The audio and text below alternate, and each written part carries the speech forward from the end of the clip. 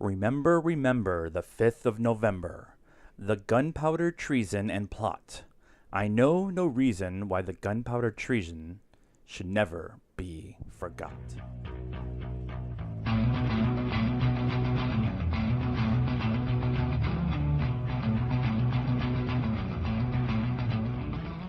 Good evening, cult members. Welcome to the Pop Culture Cult. I'm Sean. I'm Janice. And we're actually going to do this right this time. We find it very interesting that the Guy Fawkes Day is the day before the election. Are we going to blow up Parliament?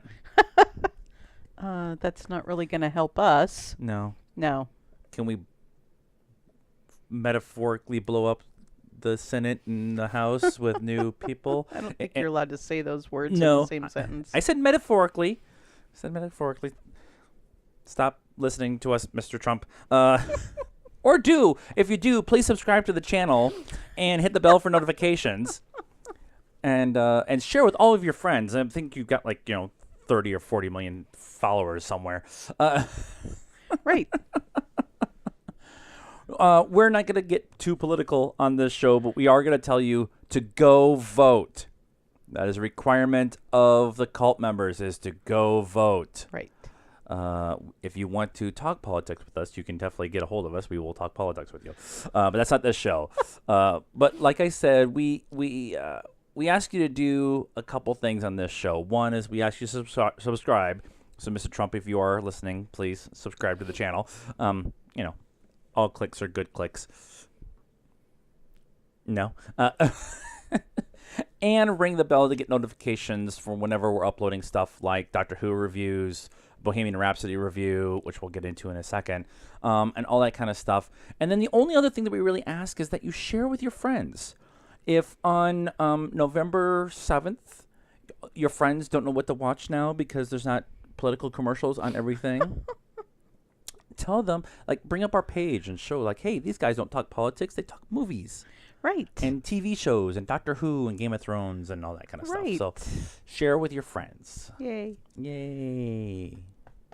You ready?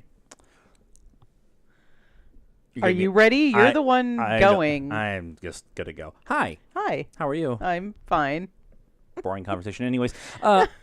So we're going to start off by talking about Bohemian Rhapsody. It opened for $51 million domestically, $94 million worldwide. So it came out to a 145 worldwide in a 3-day weekend. Okay. It's pretty decent. Pretty good. Yep. I don't think there's going to be a sequel. Spoilers. You could do the Lambert version, No. No, you don't care about that. We did a full review. I will add it somewhere up here if it hasn't already popped up. We both really liked it. And after spending some time with our friends this weekend, we told them all to go see it. And a bunch of our friends on social media are all saying, yeah, it's really good. Yep. And, it's probably not as dark as everybody wanted it to be, but that was like okay. I said, that's not going to happen as long as the remaining members of Queen are still alive. Yeah, and fostering Freddie's memory Yeah. The one thing that I did find interesting is that it's only made $12.4 million in the UK so far, and I thought they'd have a bigger opening there. I don't know. As we discussed, they don't have movie theaters. Right. UK. We saw one in the entire time we were there. Yeah, it was a giant auditorium kind of IMAX thing, and yeah. But it's definitely worth watching. Watch our review. I'm not going to say it's a spoiler or non-spoiler. The story is known. It's the performances and everything, and listening to the music and everything. So, the first story that we're really going to get into this this week, is Deadpool 2's MPG-13 movie thingy, whatever. Re-release. Got a release date and a title. And they're going to call it Once Upon a Deadpool. Really? But the reason I'm bringing it up is because it's coming out on December 12th. They're going to do a short run in the theaters till Christmas Eve. And Deadline was reporting that the lion's share of the Once Upon a Deadpool footage is from Deadpool 2. It's just been edited for violence and language to make it PG-13. Right. However, they also shot some new footage, some framing sequences that were conceived by Ryan Reynolds and the writers Rhett Reese and Paul Winnick. Yeah. And they went and guerrilla style, shot it all in like one day to add into the... Yeah, I mean, it makes sense. There's going to be... it would, like, jump cuts. There would, scenes would be jumpy if they take it. Like, the one I'm thinking of off the top of my head is the big fight sequence at the end when he ends up with the metal pole Rod through his head. Yeah. That there would be a pretty big cut that they'd have to make, or kind of jumping back and forth. So it makes sense that they would film some stuff to kind of fill those in. Right. I don't really expect anything to be that much different other than the violence and stuff. It's not like it's going to be a whole new movie. Yeah, I don't think so. Need to see it. One of the things they are doing is that Ryan Reynolds told Deadline that because it's a season of giving, we're also going to give $1 per ticket to Fuck Cancer, which they're renaming Fudge Cancer for this limited time and campaign. So it's not just a money grab. They're actually going to put there's multiple levels of things going on here. Yeah. They want to show that you could do Deadpool at PG-13. So they can bring him into the Marvel universe. Yes. So does this mean that Ryan Reynolds and Stephen Amell are friends? Because isn't Fuck Cancer Stephen Amell's charity? That's or is one it of the just ones, the one that he supports? He's the one. That's the one he supports. A Oh, bunch okay. of I thought stuff like he. that. It's that he not actually, his. Yeah, it's not his direct one, but he was like the head of it for, not the head, but the face of it for a while. Right. And stuff. Okay. But I'm okay with Stephen Amell and Ryan Reynolds doing stuff together. I'm totally okay with that. I'm sure almost all the women in my family would like to see them without shirts on. He'd break up the Hugh Jackman Ryan Reynolds bromance. It would be a three-way. It'd be a little weird. If you have not seen the back and forth between Hugh Jackman and Ryan Reynolds about Front Runner that's coming out, it's been some funny poo. Literally. But like you said, you're not really, thinking it's going to be earth-shattering or whatever, but I'm a little interested in what a PG-13 version would. I'm interested in how they were going to handle it on screen with breaking the fourth wall, a PG-13 version of Deadpool. Well, I mean, I don't specifically remember him doing anything in the fourth wall breaks that have to be No, cut. What I'm saying is instead of using a curse word or something, they will make a point of blacking out his mouth because you can see his mouth or whatever. Yeah. But making a point like doing that and then having Deadpool like look at the screen like, why does it gotta keep happening? Well, or, how are you doing that with your mouth? Just thinking about it, it would be funny to use cuts of him on top of when there was violence, like they cut to him breaking the fourth wall, talking about and here, kids, is some things that you're not allowed to see yet, and so you're just gonna watch me for a little while, and now we're back to the action. Yeah. They kind of did that in the trailer, right? They kind of cut back and forth the trailer. So if you're interested in seeing it, we've already owned Deadpool 2, the Super Cooper Ooper cut, and so fuck cancer. Yeah, cool. Yay, I guess. There are so many movies coming out in December. We are going to have our fill. Yeah, we are. Willy Wonka is getting a prequel. Sit down for this one. I might go off. The untold story of this character was kind of told in the Johnny Depp one that Tim Burton did. I think that was made up, though. I don't remember his dad being a dentist in the book. Right. The rumor has been going around that Paul King, who did Paddington and Paddington 2, it was in talks to do this movie, and that Simon Rich is working on the script, and David Hyman, who does the Harry Potter Fantastic Beasts movies, is producing it. Heyman, sorry. And Heyman did an interview with Collider, and in that interview they talked about the Willy Wonka thing. And his quote was, "We are still trying to figure out how to tell that story, what the story is. It's a prequel. It's not a sequel. What makes Willy? When we find him at the chocolate factory doing the golden ticket, where is he before that? What's led him to the place that made him lock himself away? How did we get there? How does that play out?" So there's conversation of this happening. Now, when they made the Johnny Depp one, I was okay with that. I like to have had it been better. I liked it, but I like to have had it better. It was kind of the creepy version, like the book was. Yeah, yeah. Do we need a prequel? Do we need an origin story of Willy Wonka? No, we probably don't. I might be interested. But is it the prequel to the Tim Burton version or the original? I hope it's the original, but there's just a prequel telling the story before Willy Wonka is all we know, and a lot of the information that's out there is just kind of conjecture. Like Collider was reporting for a while that Donald Glover and Ryan Gosling were both on the short list to play Wonka.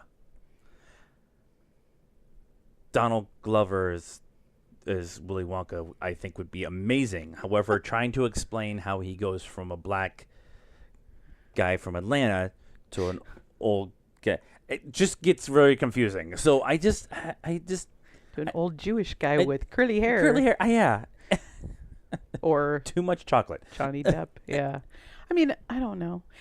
Again, if it's not going to directly tie in with one of the current two that are out there, you can do whatever you want. But this kind of makes me feel like that James Franco, Mila Kunis origin story for the Wizard from Wizard of Oz. They did, because they don't have the rights to Wizard of Oz. What? But they did this.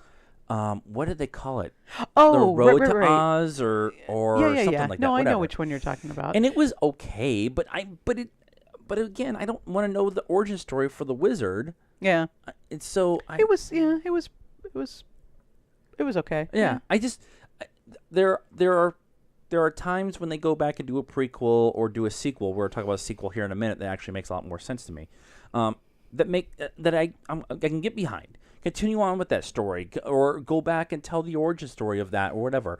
But Willy Wonka, I don't want to know the origin story of Doc Brown from Back to the Future. Even though we kind of got that in Back to the Future 2, but we don't need to go back 25, 30 years later and do an origin story for Doc Brown. Yeah. And this is the same thing. We've done Willy Wonka. Yeah. It was several times. It's been nailed once. It's been kind of okay the second time. Why? Because Hollywood's running out of ideas. I mean, I was just sitting here thinking, I think I'd rather see like a screen adaptation of Under the Rainbow. However, The Wizard of Oz is so dearly loved that, because that's the story of the Munchkins, of all the little people that were acting in the movie, and I thought how they were all treated, how they were treated, and everything. I think that's pretty interesting. That's a cooler story. But then you're defaming the Wizard of Oz, and it's not even on TV anymore. Kids don't. It used to be on like at least once a year. That and The Sound of Music. Right around Christmas. You got and the original Gene Wilder Willy Wonka too. Oh, that still pops up all the time. Does it? Oh yeah, it pops up. It was on like last month or whatever, and I watched a little bit of it. Right. So because you got to do the boat scene of them. Come with me and you'll see in a world of pure imagination. I didn't know this was the sing-along show. Oh well, we went and saw Queen, so we've been singing Queen for like 4 days straight. We even listened to it on our drive up north and back. Yeah, we did. So no dates set, no cast is set. They're still working on the script, so keep an eye out for that if you want. We did a Doctor Who review on Sunday. I will tag that to the end of this trailer, or this episode trailer, and we're done. At the end of this episode on the YouTube channel. If you are on SoundCloud and listening to us, please go. I'll link the YouTube channel that way, so you can go get the trailer reactions and stuff. We're going to try to do more of the podcast stuff for you guys to spread that word that way, diversifying our portfolio. Wow. It's big for you. That's big words. I kind of got portfolio out. So, and we did TV time. Also Sunday, we talked about Game of Thrones and Iron Fist and Luke Cage getting canceled and stuff like that. Yep. So we will add those to the end of the video today. Now, the main story. Dun, dun, dun.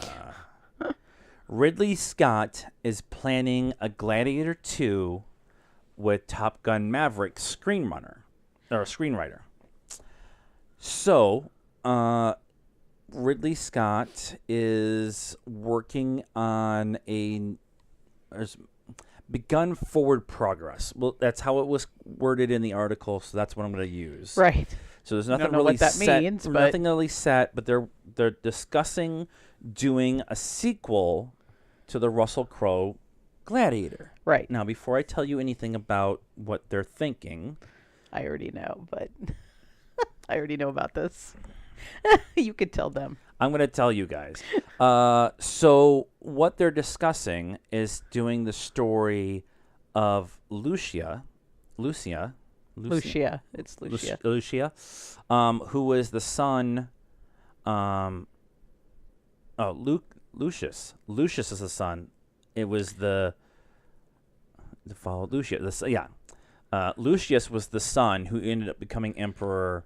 And then Commodus, after Commodus died and Maximus died, he was like, 9 or 10 or whatever at that point in time. Right. And so the idea is having him be a gladiator, losing his power or whatever, and then having to go through the gladiator system and building himself back up, kind of like how Maximus did it.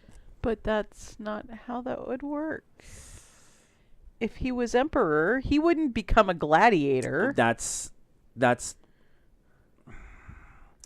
Maximus left a strong impression on Lucius.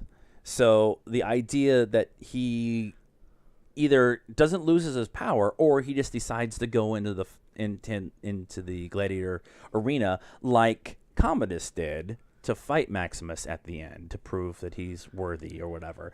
But I like the concept of doing his story, because the actor that played him is now in his mid-20s and is still active. It would be kind of cool to have the same actor come in and tell that story, a continuation of that story. So isn't that the guy that was on that X-Files episode? You have to be more specific than that. He was... I don't know. We have seen him lately and stuff. Right. But the X-Files episode where they go to the cabin in the woods and they're looking for his dad. I think he was in the army. That was Haley or Joel whatever. Osment. Oh, okay. It's not the same. That's not the same. Okay. No. All right. But does this make sense? Does this make more sense than Willy Wonka? Well, it made sense until you told me what it was about. I knew it was about Lucius, but I don't know that I understand why he would go from being emperor to gladiator, unless he's like they were warriors, right? They were a warrior. Right. They went out and conquered everybody, so that would make sense if he was. He didn't just sit back in Rome and actually went out and fought with everybody and stuff. But not Commodus. Caesar. Marcus Aurelius. Aurelius, yeah. I'm all choked up about his death. He was a long time ago. He was a Caesar that led the army. Yes. And stuff like that. So yeah. And then Commodus just wanted to hang out and pick up on his sister. Right. But in Gladiator, Lucius does like kind of revere the gladiators. He makes He does. He goes down there. He goes down there and talks to him, and yeah. and is kind of a fanboy of Maximus specifically. But they're all prisoners. I mean, it's not like they're doing it for fun. Right. I like the idea of doing his story. Yeah. And how he was affected by everything that happened when he was a kid, because he was at that ripe age where you get affected by all this stuff. Yeah.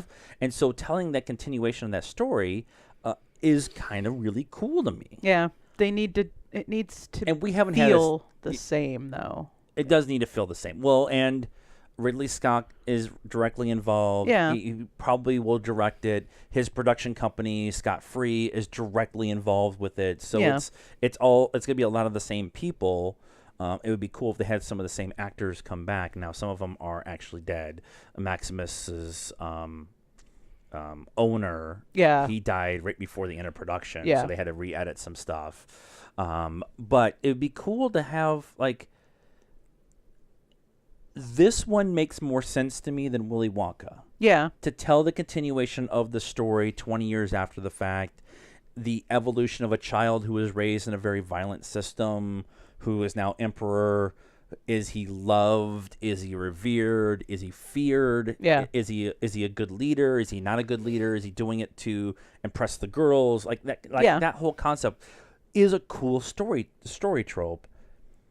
I just worried that they talked about it on Collider Live a little bit today, and Christian Harloff was saying that Scott really hasn't had any good hits lately. Yeah. With Prometheus and Alien Covenant, but he also had The Martian. Right. And we love the Robin Hood, the Russell Crowe Robin Hood. Yeah. Yeah. With Kate Felt Blanchett. it was pretty much like Gladiator. Yeah. Yeah, I really, really like. Actually, I like that one more than the Kevin Costner one. Yeah, like by a ton. And everybody else, specifically at Collider, has it backwards switch. But I just feel like this would be a cool story continuing forward, and potentially, if they did it right. And again, it's only in the kind of the working, the script out kind of stuff, and shopping it around, whatever. And they, I'm sure he's got some other things he's got to do. There was something I was reading that he was already working on a whole bunch of other stuff. So this is one of those things that he probably is like, I want to do this too, so let's throw it in the pile. And See what happens. We have two more short stories that we want to discuss. One is one of our favorite EDM bands is the Chainsmokers. We've actually seen them a couple of times perform in Vegas, and we kind of watch them whenever they're at the big festivals or whatever. They are in discussions with Mickey Rapkin, who wrote Pitch Perfect, to produce a movie based on the Chainsmokers single Paris. Okay. Is this a Netflix thing? This sounds like Netflix is like, sure, give them $10 million, see what happens. Make something. I don't understand. I like Paris. I like the song Paris. I don't care about actually going to the city of Paris. But if you listen to the words of that song, it make no sense. Well, Chainsmokers. They have some songs that make sense. You've blocked me on Facebook. Now you will die. But I'd rather see a documentary about Chainsmokers on tour than watch them. Well, everything you need to know about this is in the written by Pitch Perfect author Mickey Rapkin. Right. Pitch Perfect. That's all you need to know about this. So, like, Melissa McCarthy's gonna be in it, and what's her name? Ellen, the chick who's the coach. What the hell is her name? God, we're terrible at this. Ellen something. Ellen. Isn't Anna Kendrick in that too? In Pitch Perfect. Perfect. Yeah. Anna Kendrick could be in this. You need somebody to be the guy, and a Kendrick could be the girl Yeah. that they're Yeah. running away from her parents. I mean, the idea of running away from your parents to go to Paris, and Would never happen. it would. Okay. Unless you're rich. Oh my God, you're gonna say that, but yet Mamma Mia's okay. I never said Mamma Mia was okay. And she goes to Greece with her family. She doesn't go there by herself. Okay, that's fair. That's fair. Even though she doesn't know who her dad is. Maybe Sisterhood of the Traveling Pants, where they go, I think, again to Greece for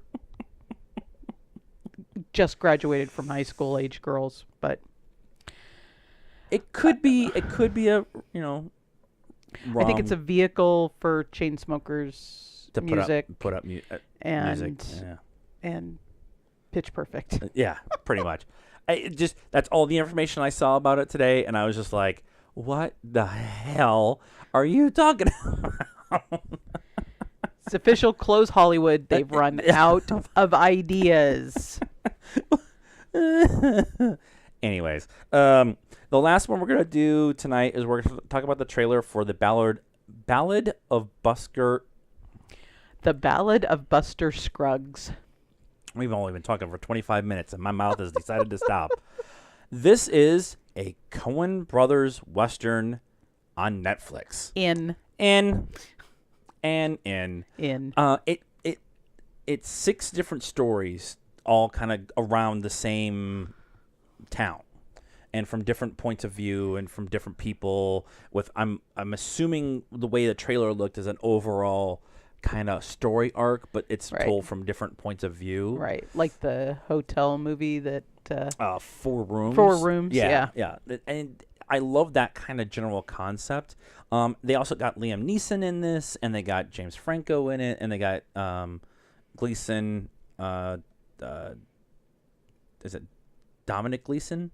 Yeah, I think so. And Irish guy, Scottish guy. Yeah, whatever. and so you it's funny and it's a Western, so there's gunfighting and there's I saw it today. It popped up on my fandom feed, and I was just like, okay, we have to talk about this because Coen Brothers. Because Coen Brothers, and they typically do Westerns pretty well. They did True Grit, which was like the original True Grit is like one of the few John Wayne movies I've actually seen and actually really liked. Yeah. And then they did it again with Jeff Bridges, and Jeff Bridges won the Oscar for the role that John Wayne won the Oscar for. Yeah. So that shows you how good that movie was. And that was not very Coen Brothers. It was not very Coen Brothers, no. Like Men Who Stare at Goats and Burn After Reading. Hail Caesar. Hail Caesar. See, we love Hail Caesar. We own Hail Caesar to show you how much we and Burn After Reading and Men Who Stare at Right. Goats. We And like the movies where you're like, I don't really understand what's going on here. I think I might still like it. But Hail Caesar, I really appreciated because it was an homage to the old theater system, the movie theater system. Yeah. And everybody just panned it. And I was just like, did we watch the same movie? Yeah. Like, I don't understand what's going on. But this looks like it could hit on multiple, could hit really well with multiple different types of moviegoers because of demographics. Yeah. That's the word I'm looking for. Yeah. But they're going to do a very limited run in the theater, and then it's on Netflix on November 16th. Wow. So yeah. So this has already happened. This is happening as we speak. Right. It will be out a week from Friday. I thought this was like a next year thing. So this week we're going to see Girl in the Spider's Web. Girls in the Spider's Web. Friday, Warrior King, the Robert the Bruce. Outlaw King. Outlaw King comes out on Netflix on Friday. Okay. And then next week we have Fantastic Beasts. Yep. This comes out. Widows comes out. That's There's 5 movies in the next something else 10 days. They're all coming out that we want to see. Yeah, there was something else too. I can't remember what it was that wasn't out yet. And then we start into December, and it just gets worse. The 21st is going to suck because it's got like 7 or 8 movies on that And day. we're not going to be here. And we're not going to be here because Viva Las Vegas, because we're doing the sing-along version today. Right. Viva Las Vegas. All right, that's our show this week. Ching, ching, ching, We're trying to do these. ching, ching, ching. Nobody uses the freaking lever anymore. Well, you but just hit the button. this doesn't. I'm typing. Ching, ching, ching, ching, ching. And nobody uses coins anymore either. They do make the noise. Okay, It we're still on a makes the tangent. noise. It still makes the noise. And there's the big Mega Millions machine where you put Ching, the. ching, ching, ching. Yeah. Ching, ching, ching, ching. Sorry. I just recapped our entire Vegas trip. And we're not even gone yet.